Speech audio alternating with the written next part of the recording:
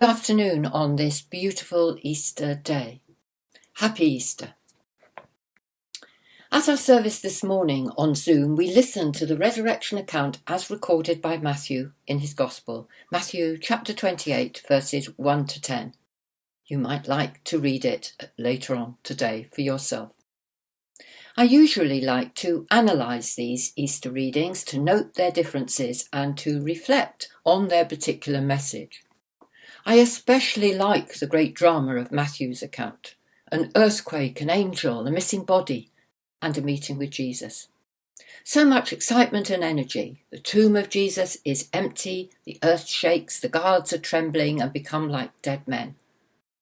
You must not be afraid, says the angel. He is not here, he has been raised. But here, in this strangest of years, I was diverted, stopped in my tracks. Do not be afraid. We heard last week that one of the residents of our apartment block had been diagnosed with COVID-19.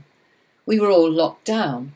No more walking out, we were told, for the next 2 weeks. No more popping out for milk or bread. No more visits from family. No more chatting with our neighbours. 40 flats, one household. Last week, as I took that daily walk, I could almost see the green shoots growing day by day. And as I admired the daffodils and the tulips, the cherry blossom and the camellias, the berberis and the forsythia, there was that unmistakable feel of spring in the air. Season follows season, new life and fresh hope. Great is thy faithfulness. While alongside this, only too evident as the death toll rises, is the pain of individuals and families. Death, bereavement, recession, job loss, self-isolation, social distancing, anxiety and uncertainty. Uncertainty at every level. What next?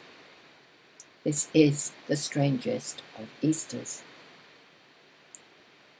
We may find it hard to celebrate. And yet, aren't our hearts moved as we see the generosity, the compassion and the care of doctors, nurses, carers, frontline workers, neighbours, volunteers, coordinators, friends and family reaching out to those in need? Countless small acts of kindness. It seems to me that there is a deep stream of human kindness in our human nature, too often hidden. Worth celebrating? And doesn't the juxtaposition of life and death, despair and hope, anxiety and peace represent the reality of our human lives? And isn't life and death and resurrection at the heart of the Easter story we celebrate? We often sing that song, Now the Green Blade Rises.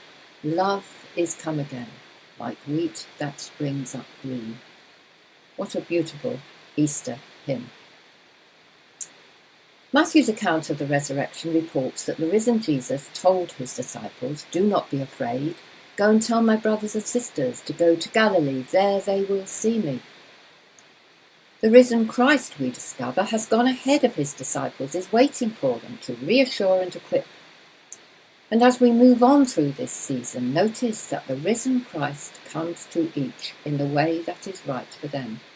Mary in the garden, Peter on the seashore, Thomas in the upper room, the friends on the Emmaus road, and perhaps we could add Saul on the road to Damascus.